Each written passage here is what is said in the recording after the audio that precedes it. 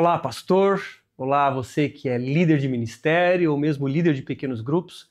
É uma alegria hoje poder compartilhar com vocês mais um vídeo nesse canal, o canal Equipando Igrejas, que é um canal que traz conteúdo de qualidade, material, ferramentas para abençoar você, pastor e líder, em sua comunidade local, em sua rotina diária. Se você não me conhece ainda, eu sou o Bruno, eu sou pastor e plantador de igrejas aqui em Santa Catarina. Sou também mestre em neurociências e comportamento humano, o que tem me dado muitas ferramentas muito eficientes para a minha rotina como pastor local. Pois bem, hoje eu quero falar sobre o caminho do discípulo, conforme você vê na tela. É o que nós chamamos um caminho pelo qual nós sistematizamos para que todos os membros de nossa comunidade passem, para que sempre haja um próximo passo a dar. E aí, diante dessa realidade do discípulo, do caminho do discípulo, eu preciso te fazer uma pergunta, pastor, líder ou líder de pequeno grupo. Você tem feito discípulos? Muitas vezes nós, pastores, em função das inúmeras demandas, negligenciamos essa que é uma das principais atribuições de cada pastor. Se você assistiu o meu vídeo anterior, se não assistiu, assista lá, quando falei sobre as 4 responsabilidades de cada pastor ou presbítero. E uma delas é a doutrina, ou seja, a pregação da palavra. A segunda responsabilidade é justamente o discipulado. E eu prometi que traria num novo vídeo mais detalhes sobre isso. A terceira função é a disciplina e a quarta é a direção. Mas se você não assistiu, assiste lá esse vídeo, justamente o vídeo anterior a esse. Pois bem, vamos falar sobre essa atribuição que Deus nos dá, a atribuição de fazermos discípulos. E para isso eu coloco aqui na tela essa fala de Jesus que está descrita por Mateus no capítulo 28, verso 19, que certamente você conhece muito bem, possivelmente você já pregou nessa passagem, mas não custa relembrar. O texto diz assim: portanto, vão e façam discípulos de todas as nações, batizando-os em nome do Pai, do Filho e do Espírito Santo, ensinando-os a guardar todas as coisas que tenho ordenado a vocês, e eis que estou com vocês todos os dias até o fim dos tempos. Pois bem, Jesus já havia ressuscitado, estava prestes a ascender aos céus e deixaria então para nós uma grande responsabilidade, que era basicamente dar continuidade na missão que ele iniciara, uma missão de chamar um povo para si. Agora, como Jesus não está mais na terra fisicamente falando, ele atribui essa responsabilidade aos seus discípulos, e nós, pastores e líderes, somos alguns dos seus discípulos. Portanto, essa atribuição para fazermos discípulos é também nossa atribuição. Claro, não somente nossa como pastor. No entanto, é uma atribuição nossa criarmos as condições para que a nossa igreja faça discípulos. Assim como é nossa atribuição ensinar o nosso povo a fazerem discípulos. Pois bem, agora as dúvidas que nos vêm são, primeiro, você tem cumprido a sua responsabilidade? Então, seremos, por assim dizer, cobrados a respeito dessa grande responsabilidade de fazermos discípulos. Mas antes de entrarmos no modo como devemos fazer discípulos, é importante falar sobre o que não significa fazer discípulos. Eu não conheço o seu contexto, eu não conheço o que você aprendeu, mas muitos pastores aprenderam a respeito de um conceito de discipulado de 1 a 1. E não que não seja importante termos o discipulado 1 a 1, é fundamental. No entanto, muitos reduziram o significado do discipulado a esse aspecto. Isso fez com que igrejas criassem uns sistemas muito pesados de discipulado, em que havia uma relação de prestação de contas muito intensa a ponto de o discipulado sequer ter liberdade para tomar suas decisões. Ele ficava muito dependente daquele que o discipulava, ou seja, do seu líder, e não tinha liberdade ou não tinha sequer talvez capacidade para tomar suas decisões. E em contrapartida, o discipulador ou o líder tinha uma atribuição quase que como de Deus na vida do seu discípulo. E nós sabemos que isso, biblicamente falando, não é discipulado. Agora, discipulado também não é uma classe. Nós não temos uma aula de discipulado. Nós não podemos reduzir o discipulado a meramente o encontro nas segundas-feiras à noite. O que eu estou querendo dizer com isso é que aulas são importantes, encontros 1 a 1 são importantes, mas o discipulado é mais do que isso. Discipulado não é um ministério. Discipulado, meus irmãos, é tudo que fazemos. Tudo que fazemos é para discipularmos pessoas. A missão da igreja é fazer com que pessoas sejam parecidas com Jesus. Portanto, a missão da igreja é fazer discípulos para Jesus.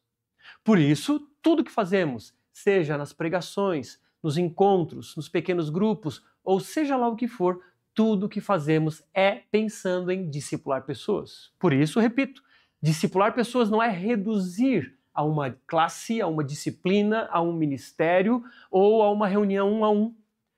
É tudo isso, mas é mais do que isso. Pois bem, o que significa fazer discípulos? É agora que a gente vai entrar na ideia de como fazer, claro, de acordo com o que a Bíblia nos ensina. E nada melhor, meus irmãos, do que em olharmos para Jesus. Ele é o nosso modelo. Então, quando avaliamos a sua vida, nós entendemos como ele fazia discípulos e, claro, nós reproduzimos essa ideia em nossa comunidade local. Veremos, então, ao longo dessa conversa, nesse bate-papo, que fazer discípulos é dividido primariamente em 2 grandes etapas. A primeira delas, o evangelismo, e a segunda etapa, o discipulado. O evangelismo, você sabe muito bem, é o ato de compartilhar o evangelho, de compartilhar as boas novas com quem está perdido.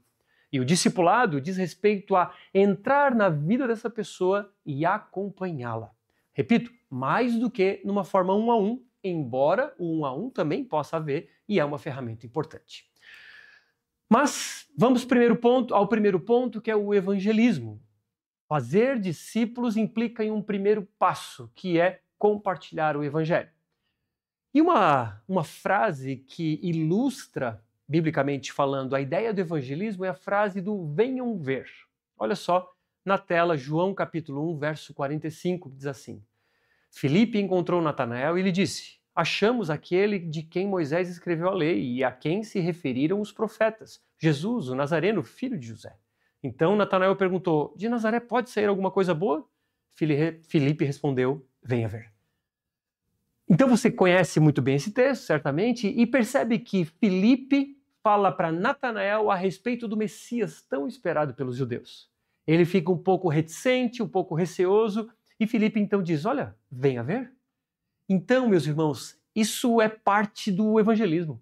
Nós vamos ao mundo e falamos sobre o Senhor, sobre Jesus Cristo, sobre o Messias esperado, o Salvador do mundo. E dizemos para as pessoas: olha, venha ver. Permita-me te apresentar Jesus. Vamos tomar um café, deixa eu compartilhar o evangelho contigo. Você pode contar o seu testemunho, algo que mudou na sua vida, você era assim e depois de Jesus você ficou de outra forma. E você diz: olha, isso pode acontecer com você também, portanto, venha ver. Então essa é a primeira etapa. E sempre então, quando vamos ao mundo caído e falamos venham ver, naturalmente precisamos falar a respeito de arrependimento e fé. As pessoas precisam nascer de novo. Elas precisam então se arrepender dos seus pecados e precisam crer que Jesus é o seu Salvador e confiar que Jesus é o seu Senhor. Precisam depositar a sua fé, a sua esperança, a sua dependência na figura de Jesus. Repito, como Salvador de suas vidas e como seu Senhor, ou seja, como seu dono, o que significa então ser um discípulo de Jesus. Pois bem, então, num primeiro momento temos o evangelismo e a frase que ilustra é venham ver. Agora, quando entramos no discipulado e dividimos ou subdividimos o discipulado em etapas, a primeira delas é o vem e siga, conforme a gente vê lá em Mateus, capítulo 4, verso 18, que está na tela, que diz assim: caminhando junto ao mar da Galileia, Jesus viu 2 irmãos, Simão, chamado Pedro, e André. Eles lançavam as redes ao mar porque eram pescadores. Jesus lhes disse: venham comigo e eu os farei pescadores de gente. Então Jesus está se achegando a homens e está convidando estes para serem seus discípulos ou seus seguidores. Então, se por um lado vamos ao mundo espalhar as boas novas, ao mesmo tempo convidamos essas pessoas para serem seguidoras de Jesus. Portanto, o convite dado agora às multidões, o que antes era um convite feito ao mundo, agora é às multidões, ou seja, são as pessoas já interessadas. Você se lembra quando Jesus pregava para as multidões, como por exemplo no Sermão do Monte?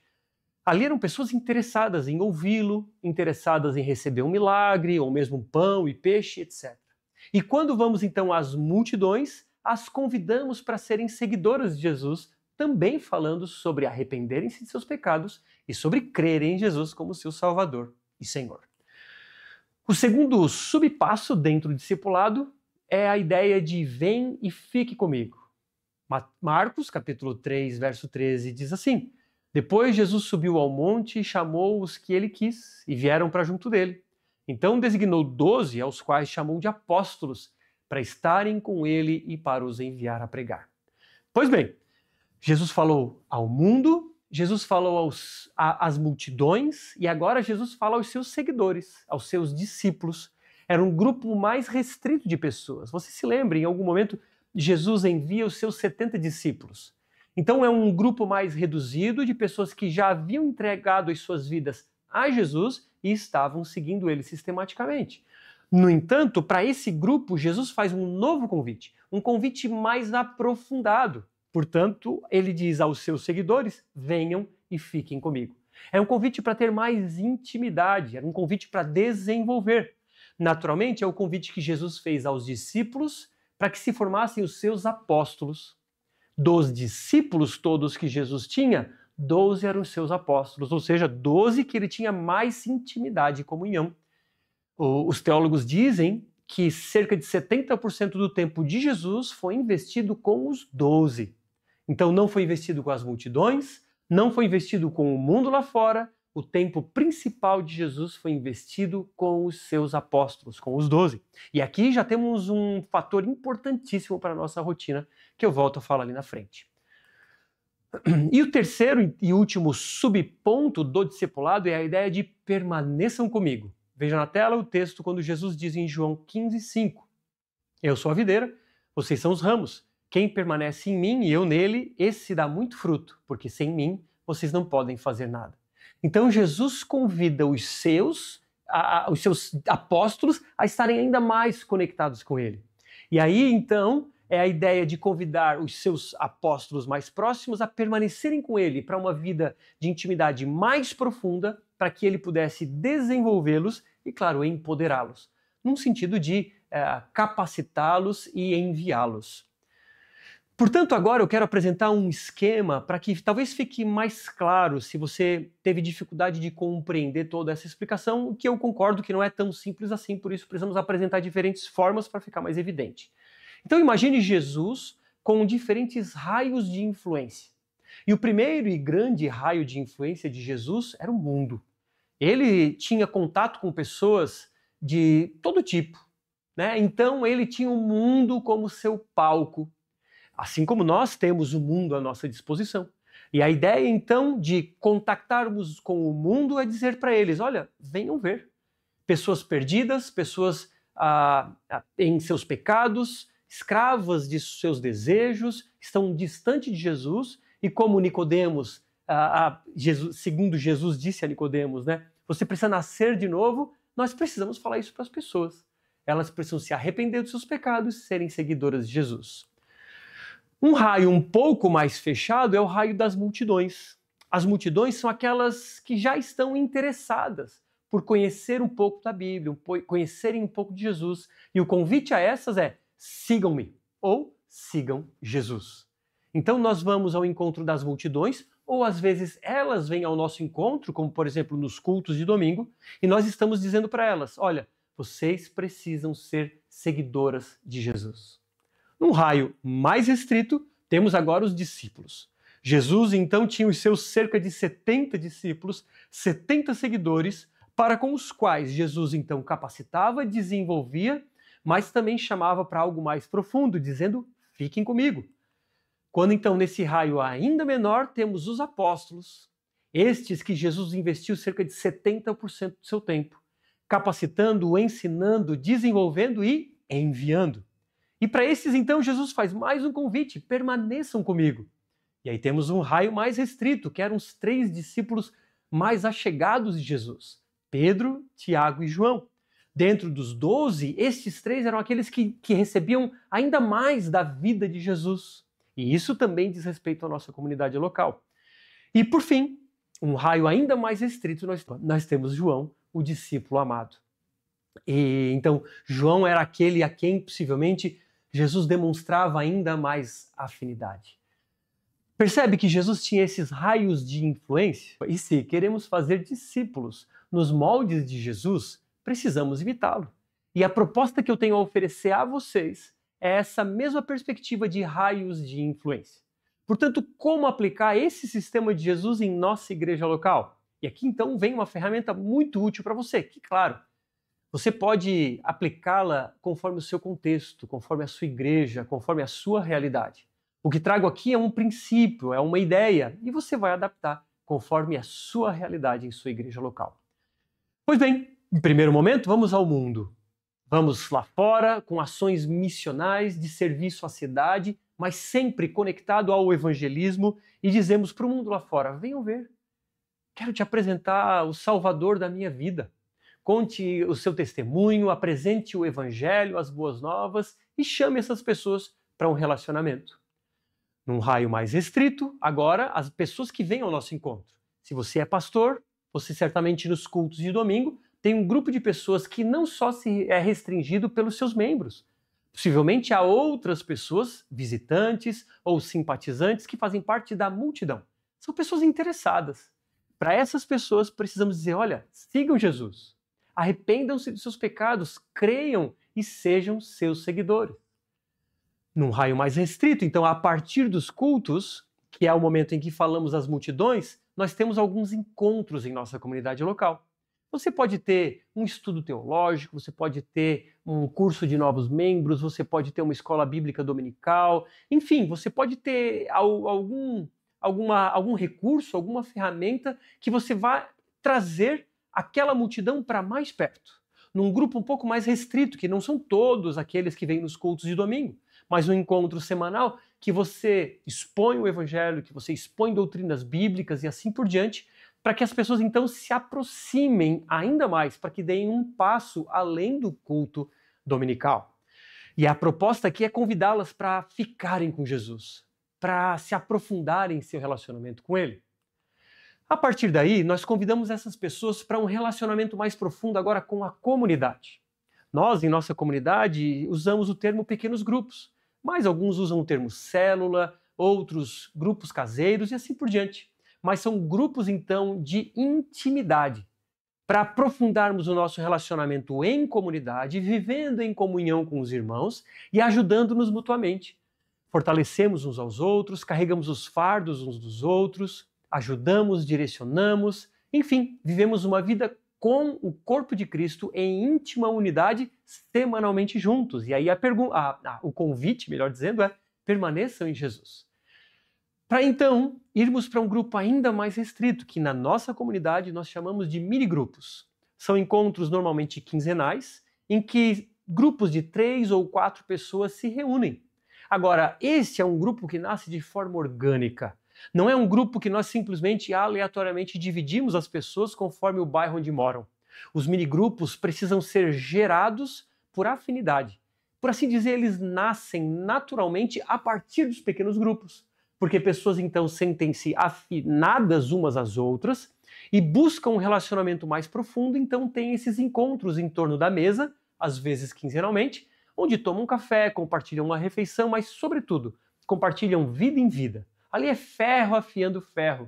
Ali cada um lança as suas dificuldades, os seus sonhos, os seus desejos, as suas vontades ou até mesmo os seus pecados. Claro, criamos ambientes seguros, onde há segurança para abrir o seu coração. Por isso que esses ambientes são criados de forma orgânica e não sistemática.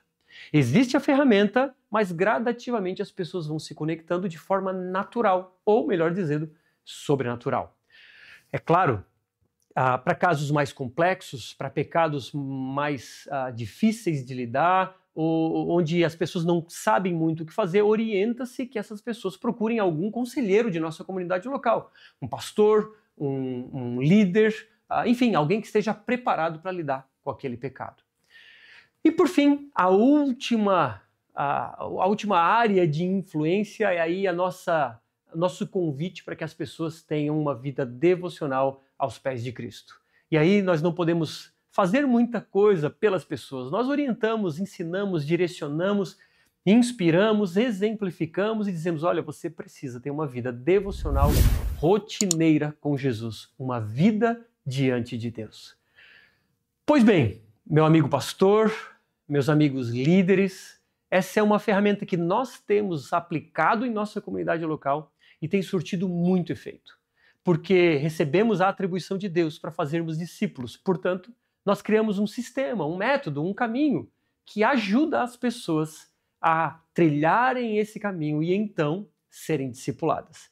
Bom, pastor e líder, todo esse trabalho que temos desenvolvido em nossa comunidade local, ele é inspirado, obviamente, nas Escrituras e em diversos outros livros, mas eu quero frisar e sugerir a você um livro que está aqui em minha mão, chamado Conversão e Discipulado, de um autor chamado Bill Hall.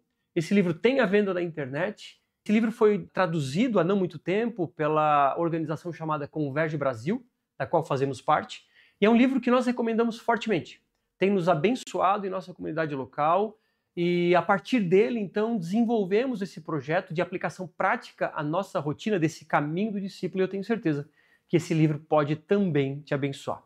Mas eu espero que esse vídeo também tenha te abençoado. Eu conto com a sua ajuda, né? Compartilha esse vídeo, se inscreve no canal, curte esse vídeo para que dessa forma você me ajude a fazer com que esse conteúdo chegue nas mãos de mais pastores, mais líderes e então tenhamos igrejas edificadas que glorificam o nome do nosso Senhor Jesus Cristo. Obrigado por me acompanhar até aqui e eu te vejo no próximo vídeo. Deus abençoe e até lá.